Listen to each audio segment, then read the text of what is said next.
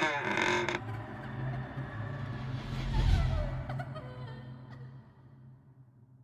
video gue kali ini, gue akan menceritakan kisah yang dikirim langsung oleh teman malam. Mungkin kisah ini tidak dialami oleh banyak orang ya. Bahkan gue sendiri belum pernah mengalami cerita seperti ini. So, jangan lupa kalian subscribe, like, share, dan komen.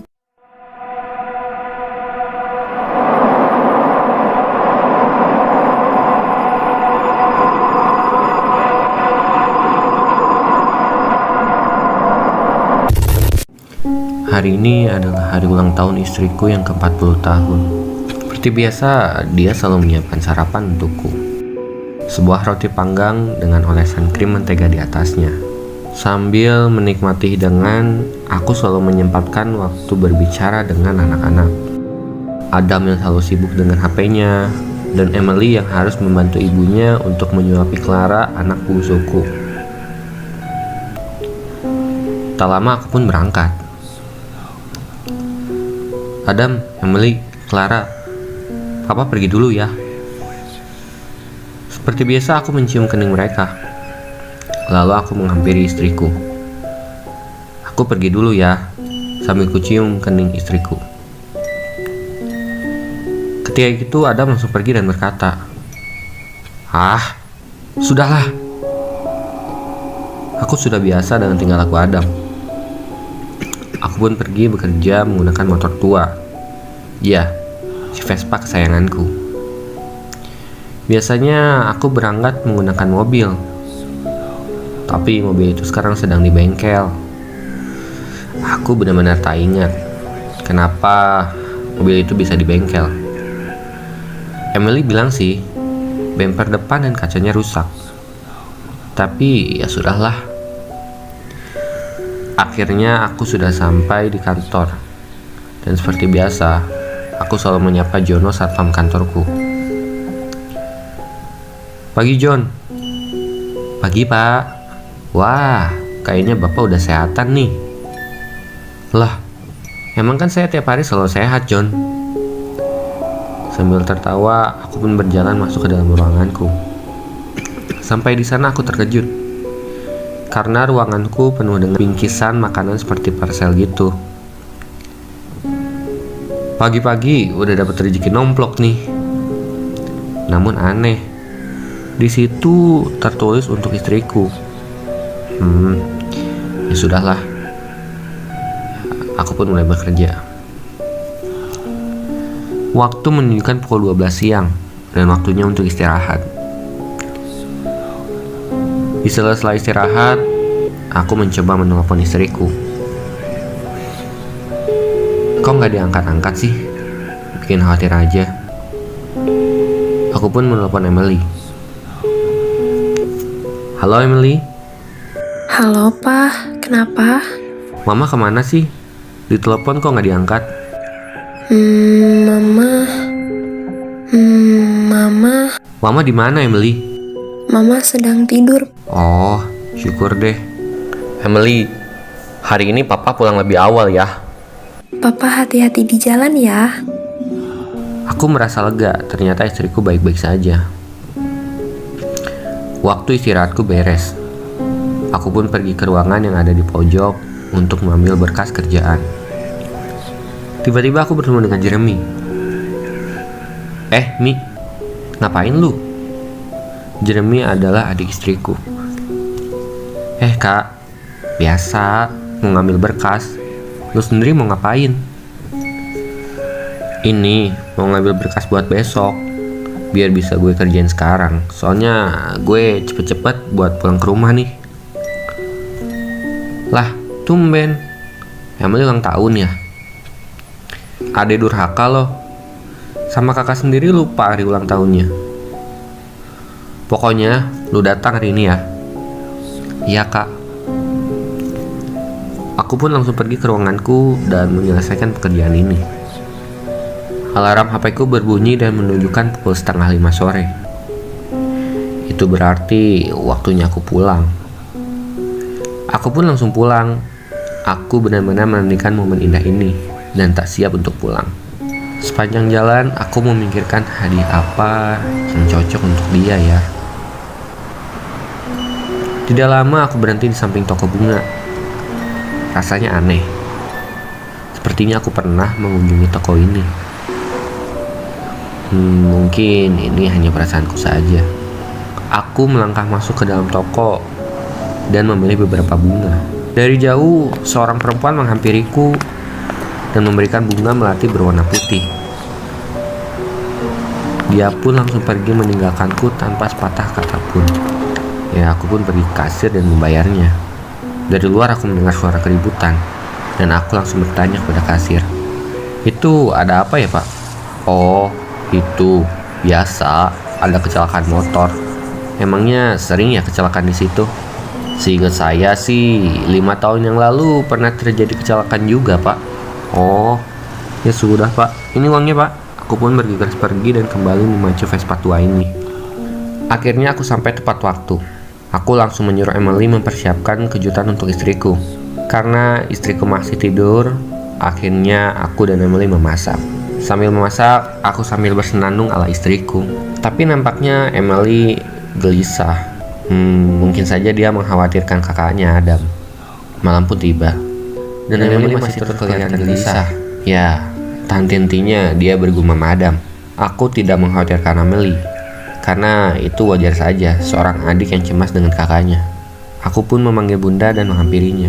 Sambil menutupi matanya, kita turun ke bawah perlahan-lahan. Sampailah pada meja makan. Aku menaruh kue dengan beberapa parsel yang kubawa dari kantorku tadi pagi. Aku gendong Clara agar dapat tiup lilin bersama bundanya di pangkuannya. Ketika kami menyanyikan lagu ulang tahun, Clara menangis dan aku pun tertawa. Sepertinya Clara bahagia ya. Lalu dari belakang Emily menarik bajuku dan berkata, Papa, Mama udah gak ada. Kasihan Clara." Aku tidak menanggapinya. Tolong. Kasihan Clara." Ketika aku melihat Emily menangis, aku pun tersadar. Aku melihat ke arah Clara dan memindahkan Clara dari pangkuan istriku. Lalu aku menggendong istriku untuk pergi ke tempat dia beristirahat di pemakaman umum. Dan aku baru ingat kecelakaan 5 tahun yang lalu di depan toko bunga. Itu adalah kecelakaan yang dialami oleh diriku dan istriku.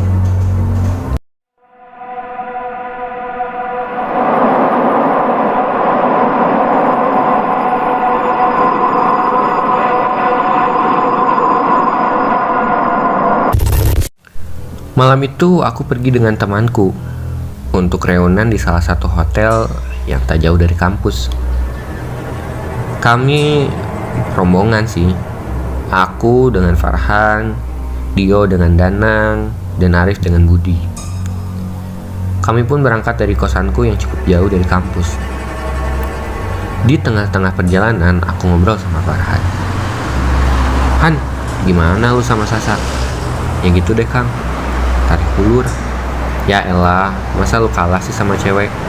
Nih, cewek tuh lu pepet aja, dia tuh udah nurut." "Ya lu mah enak ngomong doang tampang ganteng. Lah gue, ganteng kagak burik iya." Tertawa mendengar itu. Saking asiknya kita ngobrol, tanpa sadar kami terpisah dari Arif dan Budi. Lalu aku menepi diikuti Dio dan Dana. "Yo, Nan, tadi si Arif sama Budi kemana ya?" gumamku. "Gue pikir lu lihat, soalnya gue dari tadi lagi ngobrol sama Arif." "Ya nih, ditambah gue sama Danang sempat ketinggalan di belakang gara-gara ada kucing lewat." Aku yang mendengar itu langsung inisiatif menyuruh Danang untuk menelpon Budi. Sambil menunggu Danang, aku ngobrol dengan Farhan. Dan tak lama Danang datang. "Budi, katanya ada tukang bakso Jalan Anggrek." Akhirnya aku, Farhan, Dio, dan Danang pergi ke Jalan Anggrek. Sampainya di Jalan Anggrek, tak jauh aku melihat ada tukang bakso. Itu tuh tukang baksonya." Sampai di tempat tukang bakso, Arif sama Budi gak ada. Farhan pun bertanya, "Nang, mana nih si Arif sama si Budi? Katanya ada di tukang bakso." Gumam Farhan sambil membuka helm.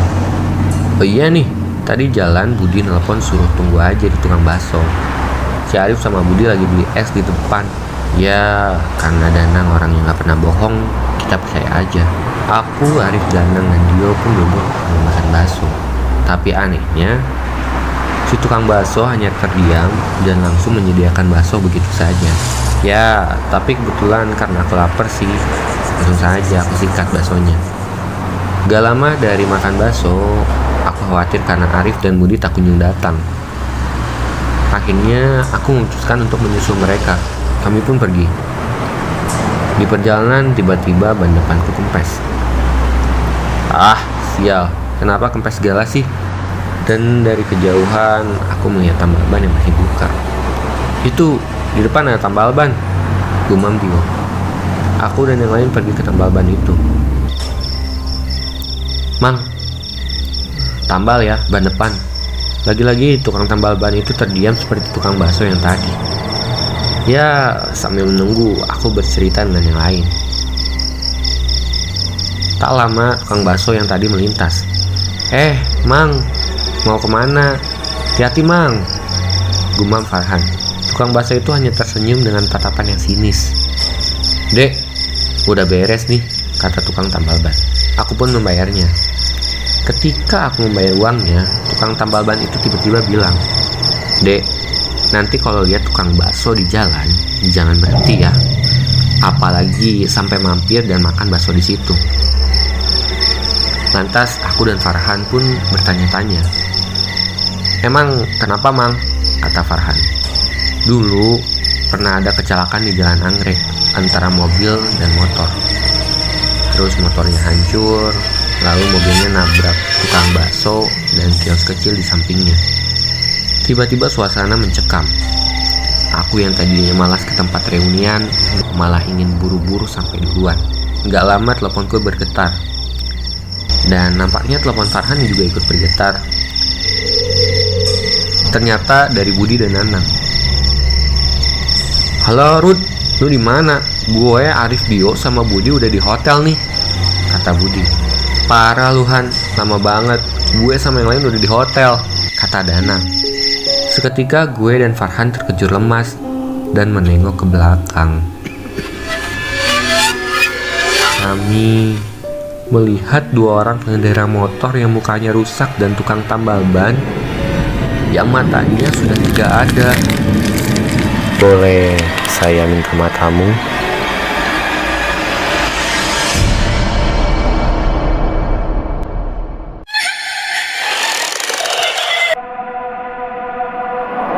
Oke, terima kasih buat kalian yang udah nonton video ini dari awal sampai akhir. Jadi kalian tuh jangan lupa subscribe. Subscribe itu gampang. Jangan kalian buat persulit lah. Atau aku tunggu kalian ya. Ingat. Subscribe. Oke? Sikit-sikit bantulah subscribe gitu kan. Ya, macam mana ya? Kalau kalian gak mau subscribe tuh, ya tahu lah. Sedikit subscribe aja, gratis subscribe tuh, pakai tangan kan, aku bilang kan subscribe tuh pakai tangan, bukan pakai mantan kan, ya kan. Jadi kalian tuh subscribe aja channel ini ya.